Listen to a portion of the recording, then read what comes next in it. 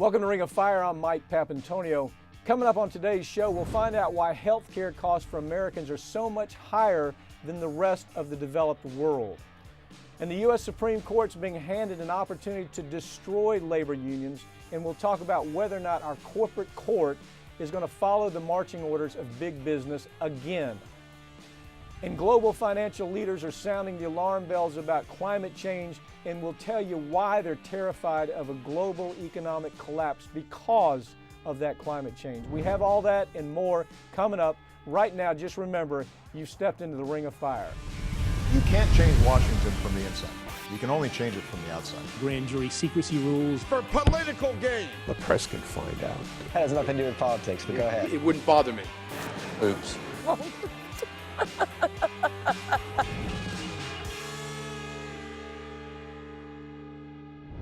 The medical profession has become an extension of big pharma, and rather than fixing problems or even preventing them, we're trained to push as many pills as possible.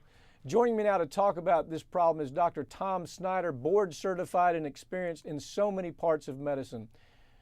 Dr. Schneider, I want to talk about your book a little bit because it's such a powerful indictment of the FDA.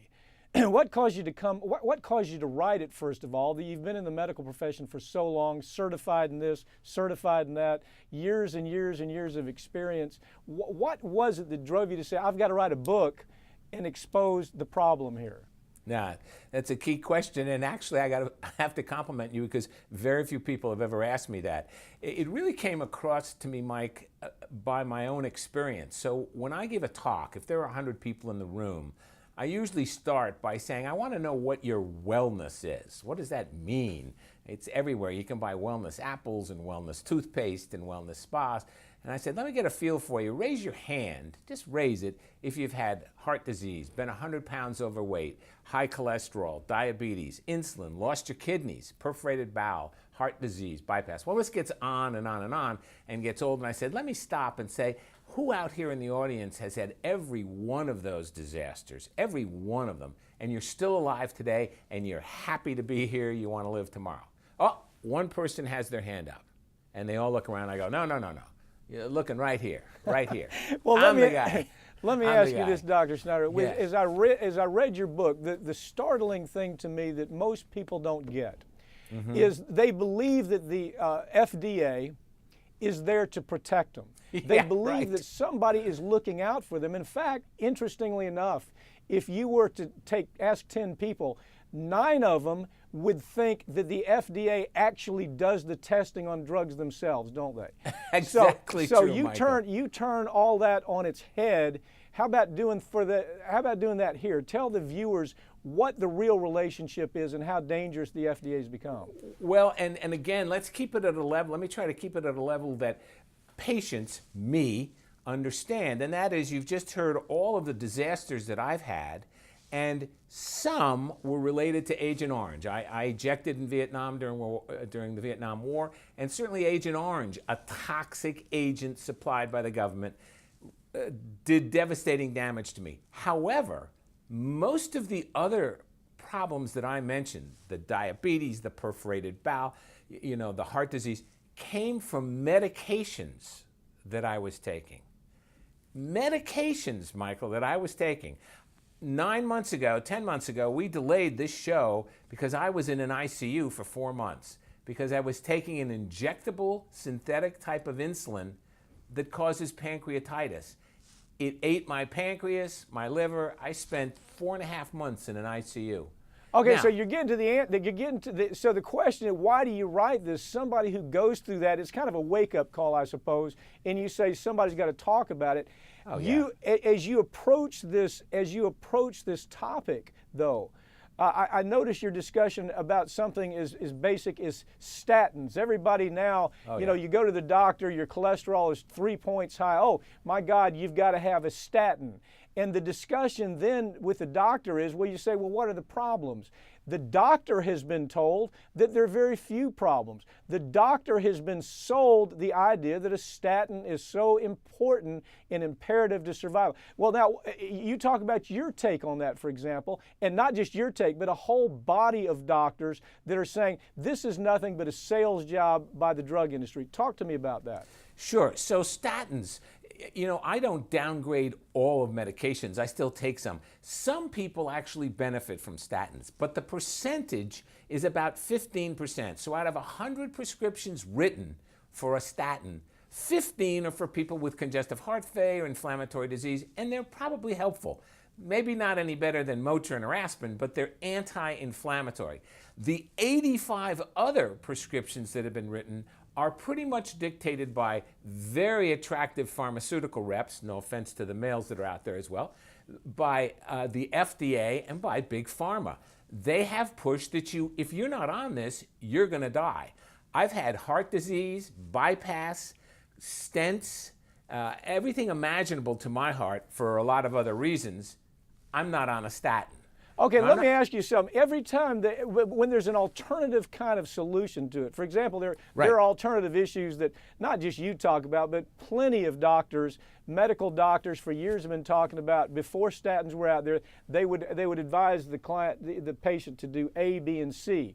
And then all of a sudden, statin comes along. It's the new cash cow for the drug industry. So as the cash cow comes onto play, all these other things are forgotten. What are some basic things that you would advise patients of when you were coming up through the process of being a doctor? Right. So they need to know some of the actual facts. It's kind of that for doctors, for everybody in America, you're entitled to your own opinion, but not your own facts. Unfortunately, beliefs and faiths supersede facts. They often do. So when you go to see your physician and he says, Michael, your cholesterol is 220, you need to be on a statin, the question should be, what are the side effects? The answers would be increased risk of diabetes, breast cancer, prostate cancer, and definitely 80% cognitive delay. We haven't even talked about the muscle ache problem that everybody knows about. Those are big, big issues from taking a statin. Is it going to make me live longer? No. We have no evidence that it's going to make you live longer whatsoever. It is going to cause you lots of side effects. Now, so my issue then is for this whole aspect of statins is it's a tremendous, I could be wrong on this, don't hold me, but certainly was 3 years ago, the largest prescribed medication in the United States. Okay.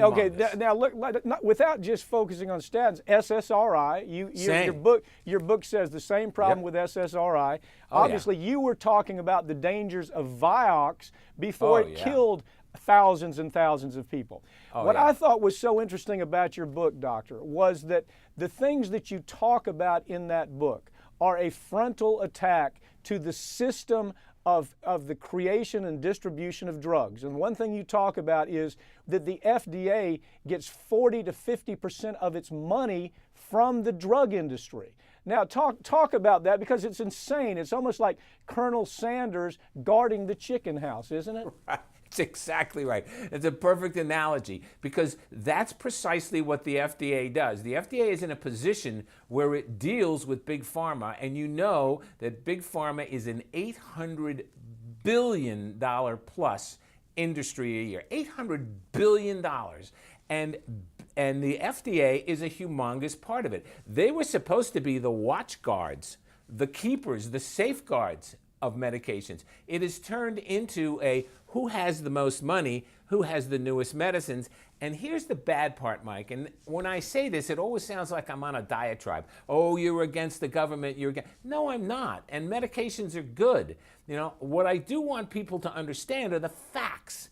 And those facts apply to things like statins, like SSRIs, all of them.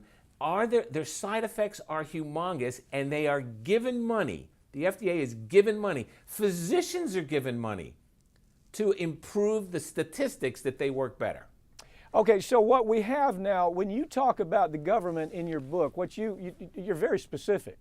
You talk about Daniel Troy, for example, who is nothing more than a mutt for the government. He was the mutt that came in on behalf of the drug industry. Nobody put together the fact that he was squarely working for the industry. His entire career had worked for the industry, and now he's continuing to work for the industry. But while he was there, he was head of the FDA, and he allowed at least 12 drugs. This is the real number, because as you know, we handle these cases.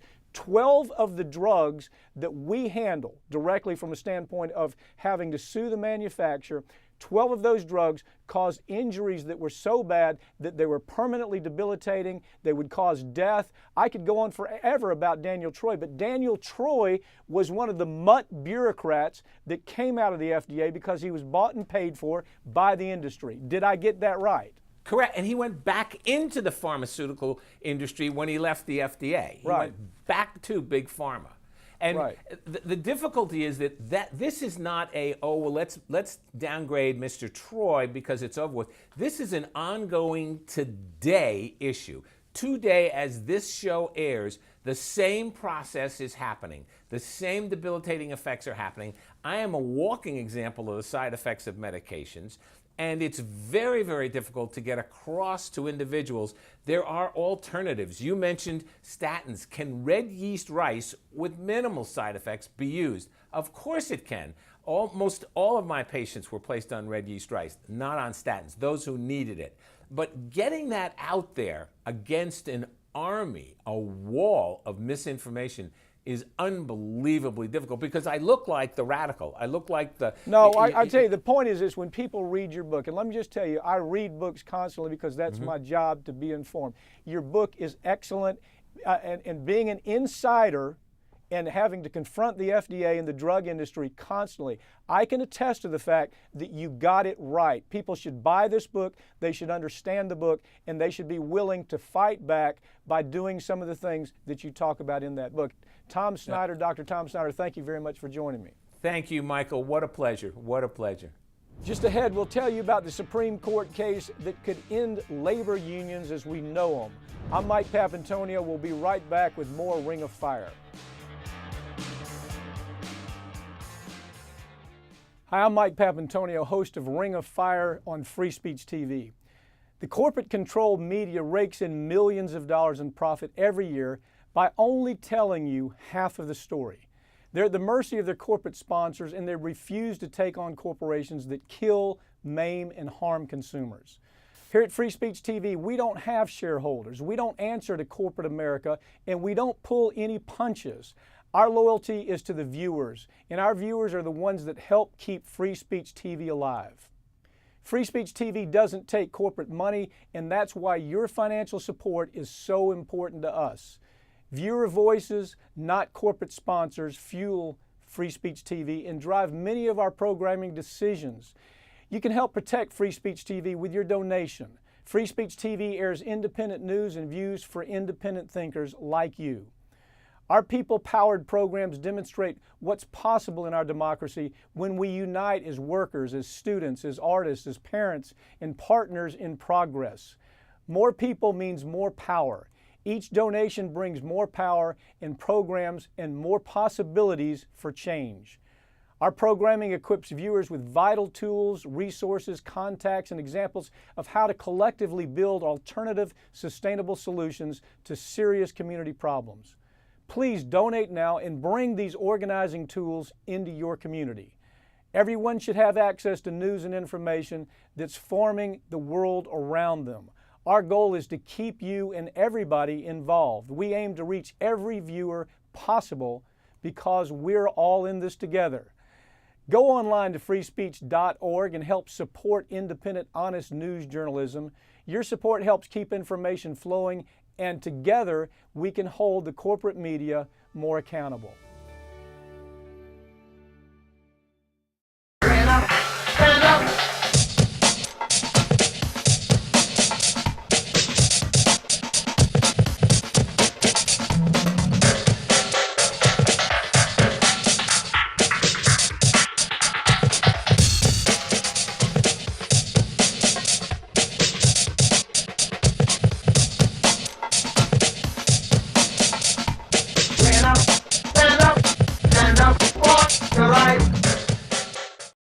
Welcome back to Ring of Fire. I'm Mike Papantonio. The U.S. Supreme Court recently heard arguments on a case that could greatly reduce the already weakened power of the American Labor Union and, in fact, decimate the middle class in the process. I have attorney Howard Nations with me now to tell you what's happening and what's likely to happen as far as result from the Supreme Court. Howard, Scalia, Roberts, Thomas, all the usual suspects, Alito, they all have their chance again to do more harm to America's middle class and working poor. What's before them right now that probably is going to go south for that group of people? Well, last week, United Here versus Mulhall, the Mulhall case, was argued before the court, and it's been described by the pundits as the most significant labor decision in the last generation. The issue they're facing is an extremely important one. The issue is the constitutionality of these card check neutrality agreements. These are agreements that have voluntary terms between the employer and the union. Under those terms, the employer restricts their union busting activities, and they commit to recognize the union and negotiate if the majority of the employees sign union cards.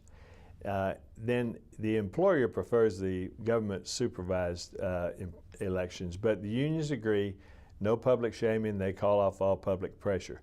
So this is a totally voluntary situation between the employer and the unions.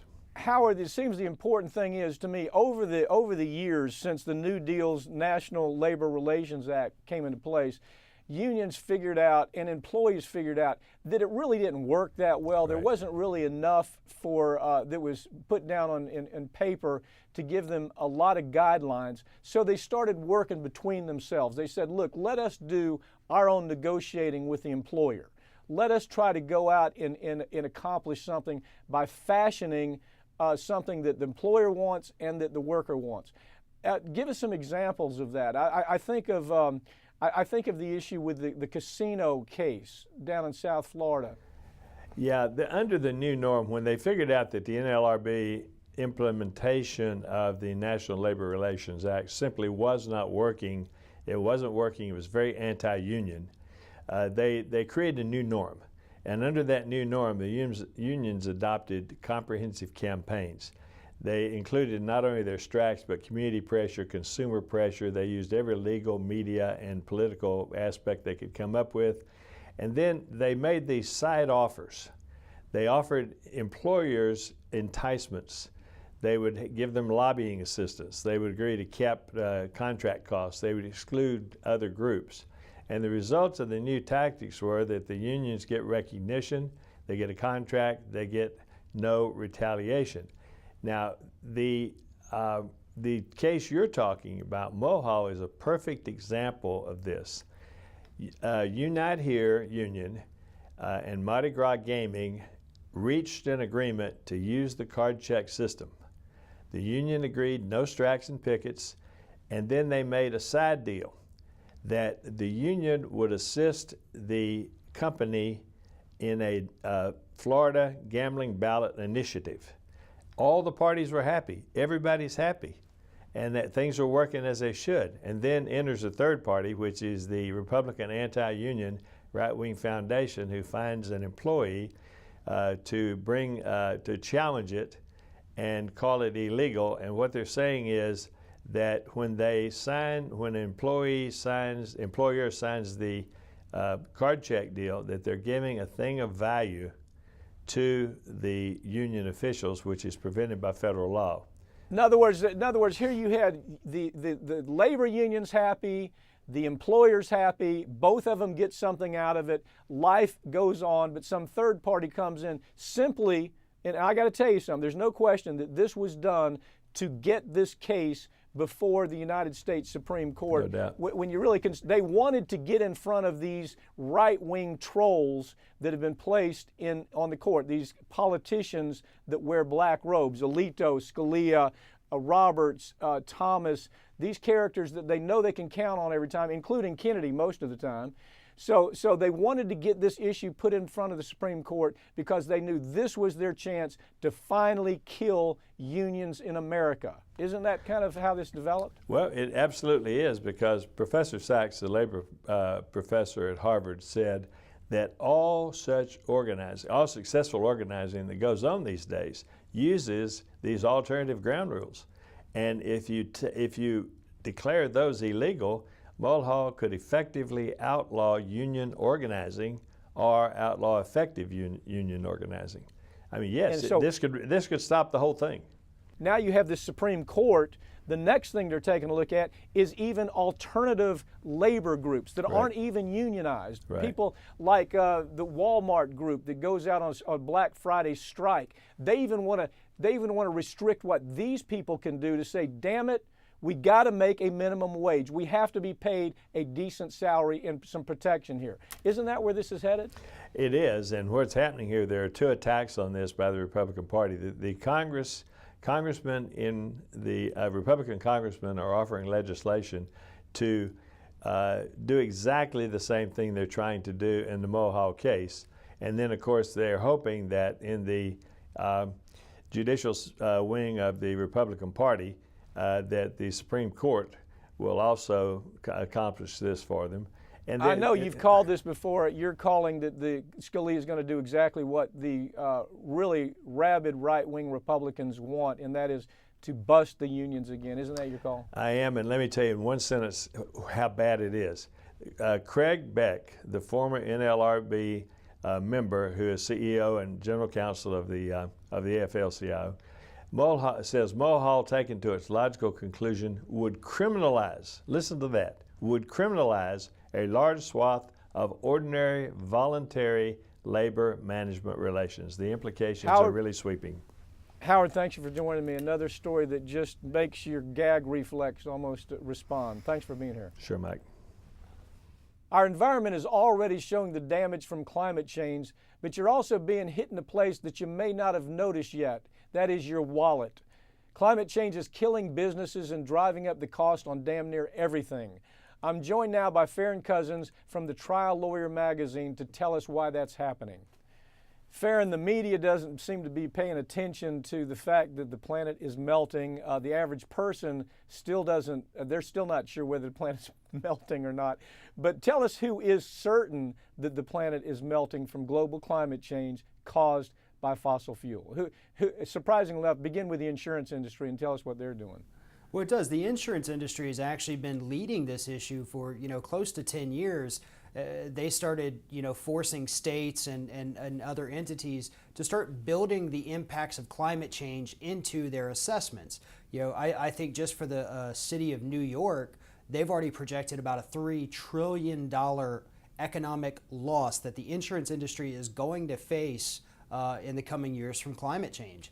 Last year, Hurricane Sandy was a fantastic example of what's going to happen if we continue to do absolutely nothing about this problem. And what Sandy did was it highlighted the biggest problem with climate change, and that is that Americans, business leaders, politicians, we are so reactionary that we choose to do nothing until we literally get smacked in the face with the problem. And that's what Sandy did. It woke a lot of people up, but unfortunately at this point, we might be a little too late. Well, it's the same crowd. I mean, it's the same crowd that are almost childlike ability to analyze the world. It's almost suspension of disbelief. The same people who believe the earth is only 6,000 years old and that Noah had dinosaurs on the ark. I mean, it's that same crowd that chooses to say, no, I know science. I know every scientist, virtually credible scientist in the world, is telling us this has happened, but they choose to say no because I suppose it scares them too much. Talk about the Pentagon. You did a story a while back where you talked about even the Pentagon is reacting. They have a long-range plan because they know A, global climate change has taken place, and B, it's caused by man. This is the Pentagon. Right, exactly, and that actually took place, it began during the Bush years, 2006, 2007.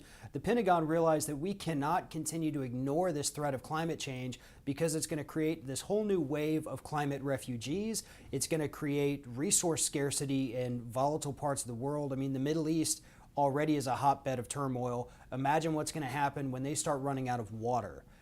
These warlords, Al-Qaeda, the Taliban, well, they're going to control these. You did a report one time. Wasn't that part of the problem? That is already part of the problem. It's part of the problem that we're seeing with Syria because of a scarcity of water, a scarcity of places to grow to grow crops. That is part of the problem where people are moving back in. They're moving around the cities in a way that is unusual and new. What we're seeing with the worst typhoon in the history of mankind just taking place in the Philippines. Now that migration has already started. Those people are trying to figure out where in the world do we go. That's what the Pentagon was saying poses a threat down the road, isn't it? It is. It is. And, you know, back to the original point that you had brought up, you know, the one group that's actually looking at climate change and saying, like, okay, we have to act because this is affecting us from day to day is, ironically enough, the business industry. You know, these huge corporate leaders like Walmart and Dell Computers, both major financiers of the Republican Party, they are more than willing to admit that climate change is a problem, climate change is affecting their business, and something has to be done.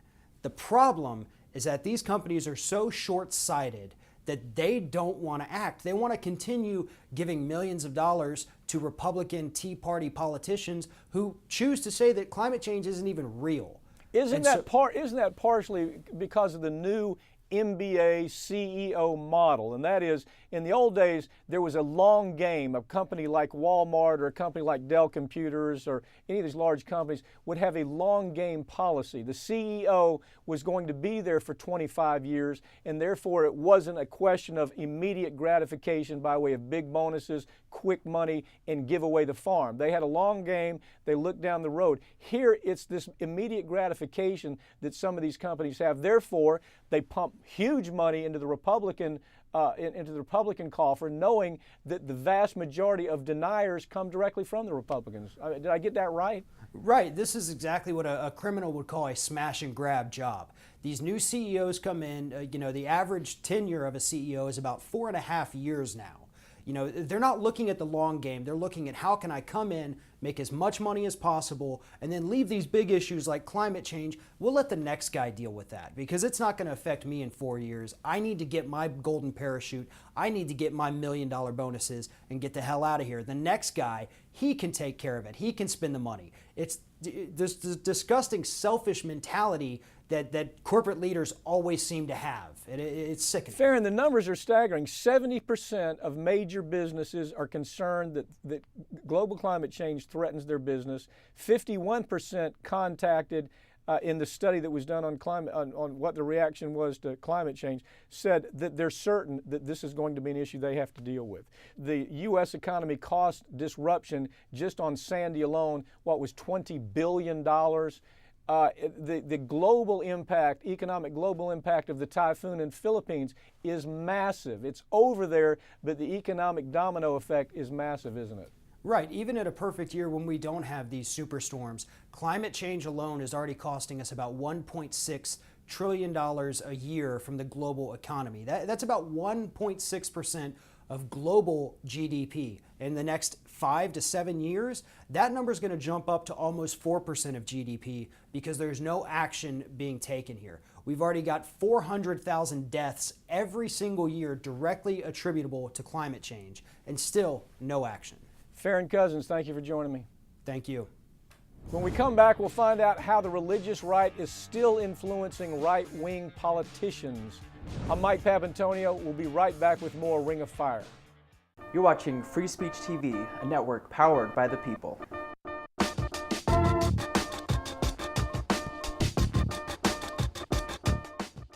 Welcome back to Ring of Fire. I'm Mike Papantonio. The religious right isn't as vocal as they used to be in American politics, but they still have that enormous amount of power with the right-wing politicians in this country.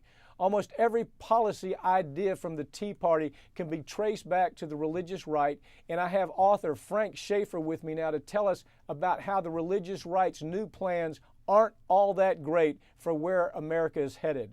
Frank, the holy war continues, and we saw some element of that is the shutdown. We're seeing it whether it is dealing with global warming or evolution, this holy war that simply won't go away. We thought it did, but really it's still out there, isn't it? Yeah, it is indeed, because it goes so far back in American history. I mean, all the way back to the Bay State Colony with the Puritans, if you like, you know, burning the Pequot Indians to death while they stood there and literally read out of the Bible. And if you fast forward to our own point, of history, and you look at people like Ted Cruz and Sarah Palin before him and the religious right before that, my dad, Francis Schaeffer, and what we were doing in the 70s and 80s on the anti-abortion movement, all these things have something that connect them, and that is the idea that instead of a democracy, what you want is a theocracy, where you can stand there and say, we believe the Bible is literally true and everything it affirms, and we want to base America on that. And that is where all these movements share something. Frank, you've written so much about this. I've followed your career writing about the progression of this. As I put, it's really a political holy war. There's only way that I know how to put it. You actually start telling the story by what happened in the late 19th century. That's really where all this started, isn't it? Yeah, it is. You know, my dad was someone who came out of the battles of the 1920s and 30s in seminaries like Princeton Theological Seminary, where a new movement of liberal theology that wanted to question whether everything the Bible said was true in a literal sense began to confront fundamentalism. And then, of course, in the Scopes trial and the whole issue of evolution being taught in schools, this all came to a head. And out of that battle, a group of evangelicals led by Billy Graham, Christianity Today magazine, Carl Henry and others, and my father, decided they needed to rebrand the movement and call what had been fundamentalism evangelicalism, but without actually changing the terms of the debate. They just gave it a softer, gentler name. And that's the movement I came out of in the 70s and 80s when I was my dad's sidekick in the rise of the religious right. We were touring the country trying to rile up the troops on issues like standing against legalized abortion after Roe v. Wade and these other things. But the anger of that movement that persists to today with people like Ted Cruz and the shutdown comes right out of the debates between the fundamentalists and evangelicals on one side and liberal and progressive people on the other side who had a more tolerant and urbane view of these things. Frank, how is it that, I mean, I can understand the religious right getting involved in issues such as evolution or global warming. It's still a mystery to me. Don't get me wrong. It's just bizarre to me.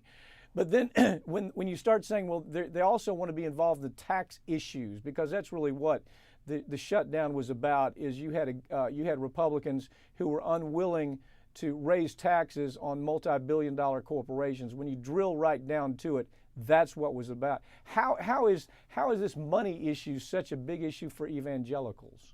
Because they've been bought. I mean, look at Billy Graham's 95th birthday party. Look at the photographs of him sitting there with Rupert Murdoch and Donald Trump and other far-right business leaders, or with Sarah Palin, who borrowed evangelist Billy Graham's and his son's plane to go on her book tour to promote the idea of a Christian America.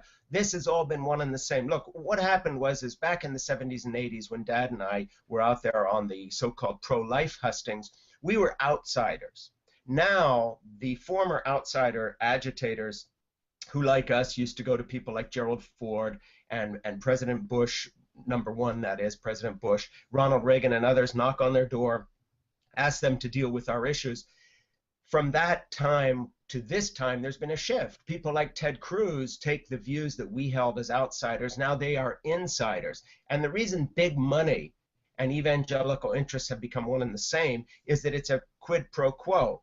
The evangelicals have provided the votes for the Republican Party, and in return, the Republican Party has taken their issues of abortion or standing against gay rights and made them part of the litmus test platform.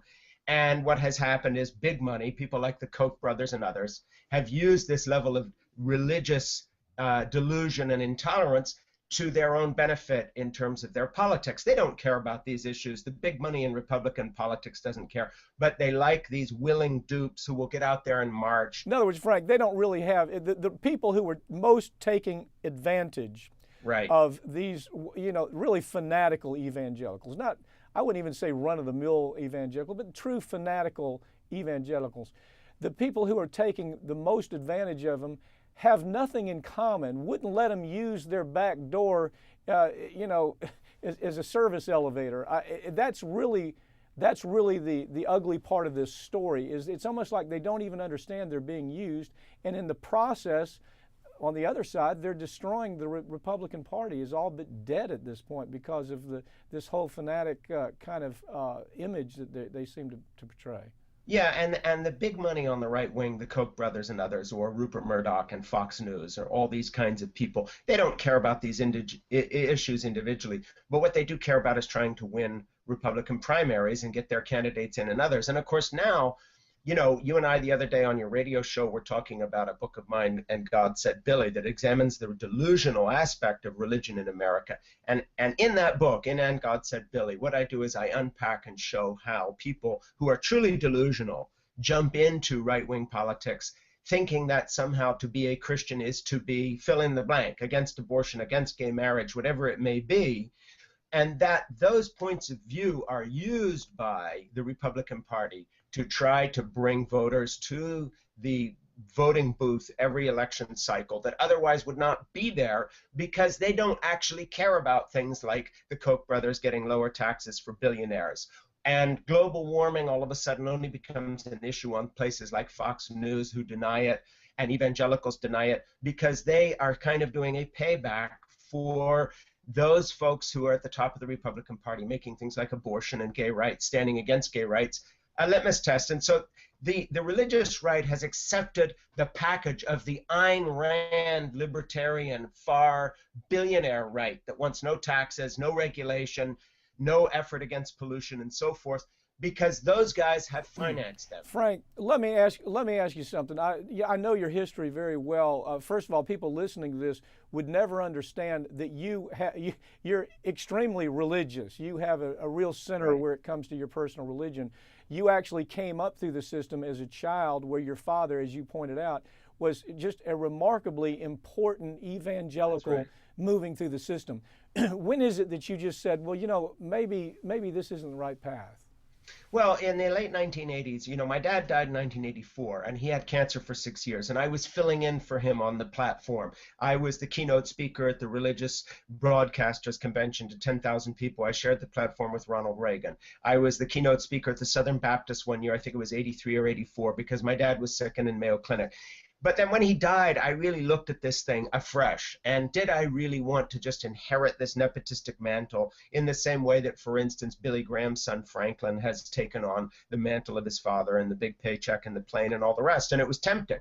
And I seriously had questions intellectually. I just stopped believing in the fundamentalist theology of the Bible all being true. I stopped believing in the social movement. I just looked at how ugly the anti-gay part of it was. I looked at how ugly the anti-feminist part of it was, the way women were being treated and the rest. And seriously had a personal crisis of conscience, had a personal crisis in that I was crisscrossing the country in Jerry's jet and doing other things that I no longer believed in. And by the late 1980s, I was on my way out. I wrote a first novel called Portofino. I've written 5 novels since. I've read all of them, and they're good. So I guess the point being, Frank, is people to judge what you're saying here need to understand that you have had a lifetime of considering how much damage the real frenzied evangelical right is not just doing to a political party, but in democracy in general.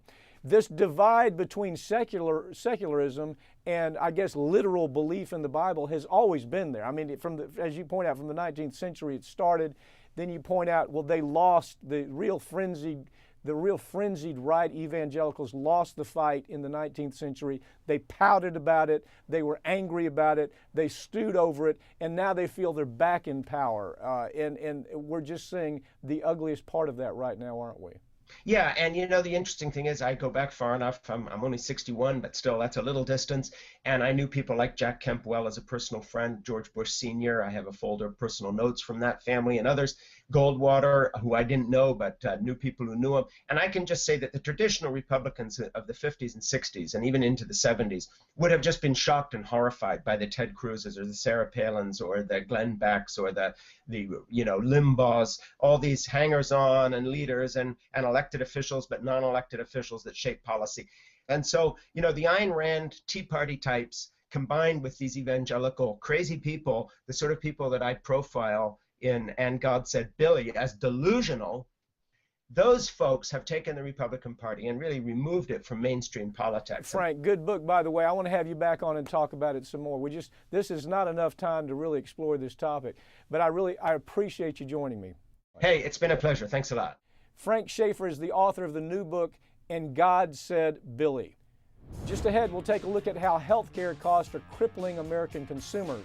I'm Mike Papantonio, and you're watching Ring of Fire. We'll be right back. Hi, I'm Mike Papantonio, host of Ring of Fire on Free Speech TV. The corporate-controlled media rakes in millions of dollars in profit every year by only telling you half of the story. They're at the mercy of their corporate sponsors, and they refuse to take on corporations that kill, maim, and harm consumers. Here at Free Speech TV, we don't have shareholders. We don't answer to corporate America, and we don't pull any punches. Our loyalty is to the viewers, and our viewers are the ones that help keep Free Speech TV alive. Free Speech TV doesn't take corporate money, and that's why your financial support is so important to us.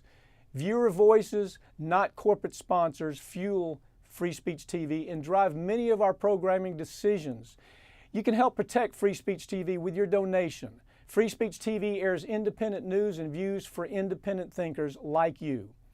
Our people-powered programs demonstrate what's possible in our democracy when we unite as workers, as students, as artists, as parents, and partners in progress. More people means more power. Each donation brings more power and programs and more possibilities for change. Our programming equips viewers with vital tools, resources, contacts, and examples of how to collectively build alternative, sustainable solutions to serious community problems. Please donate now and bring these organizing tools into your community. Everyone should have access to news and information that's forming the world around them. Our goal is to keep you and everybody involved. We aim to reach every viewer possible because we're all in this together. Go online to freespeech.org and help support independent, honest news journalism. Your support helps keep information flowing, and together we can hold the corporate media more accountable.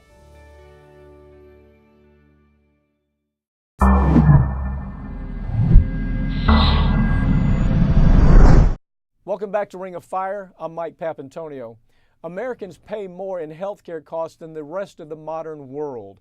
These costs are crippling families all over the country. I have attorney Dave TeSelle here to explain how that's happening. One problem with healthcare costs is the average American doesn't understand why it's being driven up like it is. But when you look at the numbers, they are staggering. $5,000 more that we pay per person in the United States than any other developed country. And for some people, that's the whole difference. I mean, you have people living on the edge that can barely pay rent and buy food, and you add another $1,600 a month for health care. It's a disaster, isn't it? I mean, it is a disaster, Mike, and thanks for having me on. We are paying 3 times more in healthcare costs than the average of all of the other wealthy nations in the world. And that's just crazy. I mean, we pay 4 times as much for the safety net. The regular person has to pick up the tab to pay for all of these healthcare costs, and it's just staggering. Well, people don't get that. They don't understand that when somebody doesn't have health care, taxpayers end up eating that bill in one form or another. Because what we've done, haven't we, David, if you really look at it, we've simply empowered, for example, the pharmaceutical industry or the medical device industry or the testing industry to make as much money as they want without any limits. Compare what we do to what other countries do, where they have a central place where in a single payer situation where somebody says you may not charge these obscene numbers. And I think this is a really important point because people don't understand what's actually going on. Other wealthy countries, the government picks up about 72% of the healthcare tab, and our government only picks up just 48%. Think about that for a second. If you look at all other wealthy countries similarly situated, only Chile pays less of a portion than the United States does. Well, now, Dave, those other governments pay more, but at the same time, they tell a drug company, hell no, you can't charge 1,000 times or 2,000 times the cost of that drug to sell it. But we do, there are drugs on the market right now that are marked up 2,000%, and they would not allow such a thing in some of these other countries, most of the other countries. There are price controls in other countries. European countries make sure that, for example, the UK makes sure not only that the prices are good, but before a new drug goes on the market, that it actually provides a better value before it can be sold to their citizens to be able to use. The dirty secret here we have, again, is that drug companies are allowed to charge as much as the market will bear. And there's no restriction on that because the right wing of this country has developed a belief also in our society that if you create competition, that somehow prices will be better and services will be better. Competition in this setting is just the opposite. Explain how competition is killing the healthcare system the way we have it set up. Absolutely. What's happening here is that the competition that you're allowing is creating a arms race, essentially, for healthcare providers. We have the most MRI machines and we have the most CT scanners in the world, but we also do the most unnecessary MRIs and CTs by 2 or 3 times as many as other countries. So you're actually, the medical providers and the drug companies are actually charging much more and a much greater markup than in any other country. Let me see if I have this right. If I distill what you're saying, if you have 4 hospitals on the same block, they're all competing by saying we have better beds, we have bigger staff, we have more gadgets that are going to make sure that you're right. What it is, it's almost like hotels competing, and that competition simply drives the cost up in big leaps and bounds, doesn't it? And what we hear from the politicians, both left and right, is this idea that the American healthcare system is so much better, or that it's even better than other countries. People don't see the studies that have come out. That is a lie. That is a lie.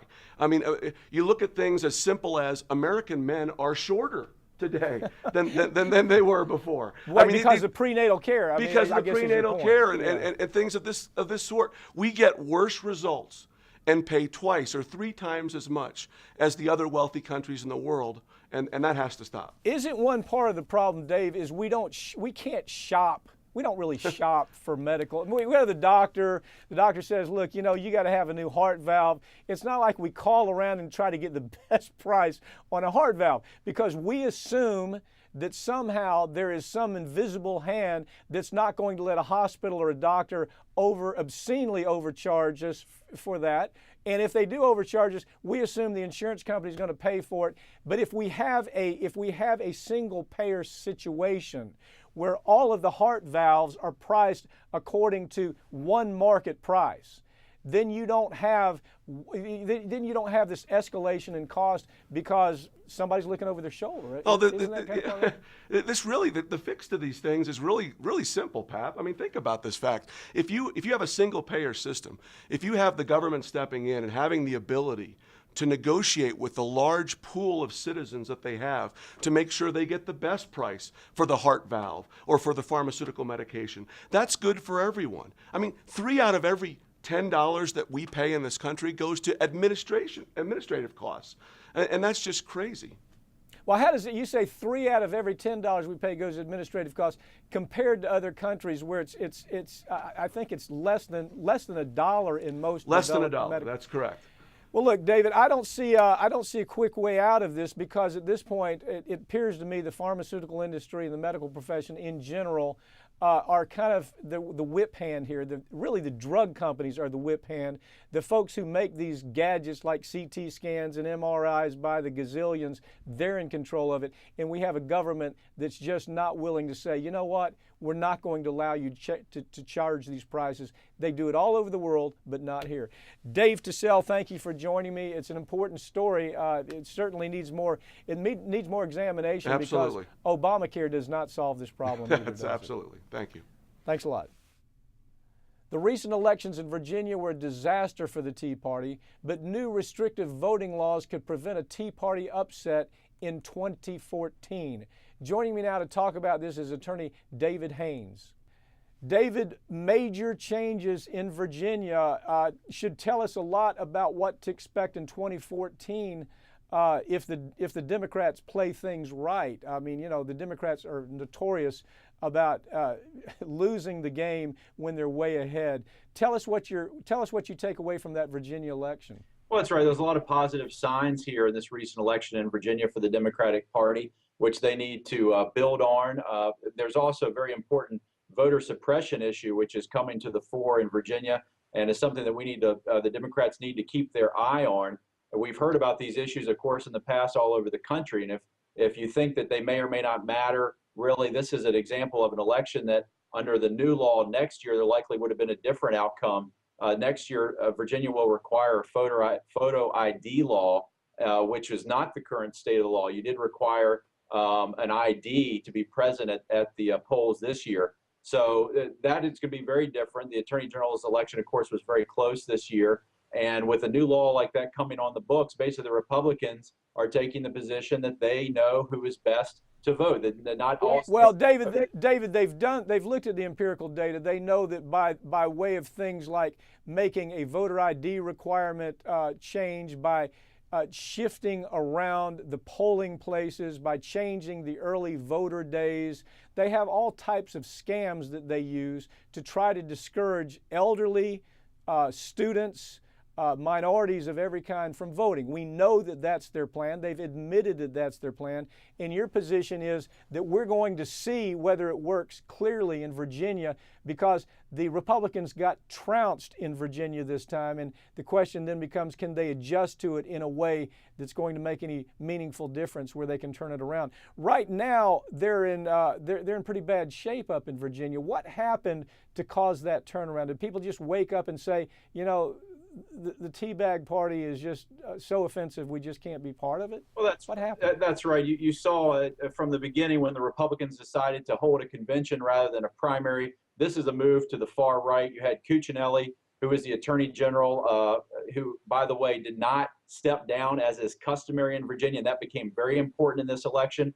But the Republicans moved to the right with a convention. You had a lieutenant governor, a candidate by the name of Jackson, who is just so far extreme. His positions are unbelievable. Even the Republican Party would not campaign with him. You had Mark Obenchain, who's from my hometown of Harrisonburg, Virginia, who essentially was a Cuccinelli clone. And so this really was a referendum on the Tea Party in the Commonwealth of Virginia as we go in. In other words, David, you're saying it was so clear that this is the new Tea Party vehicle, and there was an out-and-out rejection of that Tea Party vehicle. No, from what I understand, the millions of dollars that the Koch brother type money pushed into Virginia was staggering, and they were there to try to prop up the Tea Party. And it seems like at every turn, the voters said no. Now, I was interested in something with this missing ballot box from Richmond. Hopefully, that when this election's over, there's going to be a serious investigation into that, because you can count on one thing: there won't be anything done by the Republicans to look into it. Are the Democrats motivated to take a look to say, what in the hell happened here? We'll be looking at that very closely. And another point, and you talked about the Republican playbook, what will they be looking for in Virginia? Consider this, and I mentioned that Cuccinelli did not step down as Attorney General, as every former Attorney General who ran for governor has done in Virginia. AG stands for almost governor in Virginia. Why was that important? When the election came down to certain contests, we had Cuccinelli was contested precincts. Cuccinelli was making the call. They changed the rules on provisional balloting right during the middle of the election, saying that the provisional balloter had to come down in person for their vote to be counted rather than a representative to be present, which has always been the tradition in the Commonwealth of Virginia. And at the same time as Cuccinelli was making these decisions, he was sending out fundraising appeals for the Legal Defense Fund for Mark Obenchain as Attorney General. It's a terrible conflict of interest that's present there. So these are the types of things that they're going to be doing. David, we also saw a division there. Talk about the chamber and Tea Party division that took place. I mean, right now the Republicans are having beyond an identity crisis, Pat. You have obviously two huge factions within the party. We saw the press coming even as this election approached, that the U.S. Chamber has decided that they should no longer back the Tea Party after the government shut down. Here you had in Virginia, where the election was expected really to be a stronger victory for McAuliffe, but the gap really narrowed quite a bit. And so now you have a real crisis, identity crisis, which is dividing the Republican Party. The Democrats need to take advantage of that. You had Cuccinelli and Obenchain who are taking positions on transvaginal probes for abortion. Obenchain had sponsored a bill where every woman who had a miscarriage in their private home had to report that to law enforcement. You have the voter suppression issues that are going on here, where they basically feel that some citizens are not qualified to vote, that they know what's best for you, and that citizens should not be qualified to vote. So we really have Virginia here as an example. We on the other side with Chris Christie prevailing in New Jersey by a very comfortable margin, obviously not following in the Tea Party mold. And you have Cuccinelli down here, who was beat by Terry McAuliffe, who had never held elective office before and had, frankly, a lot of business issues, but doing a lot of positive things.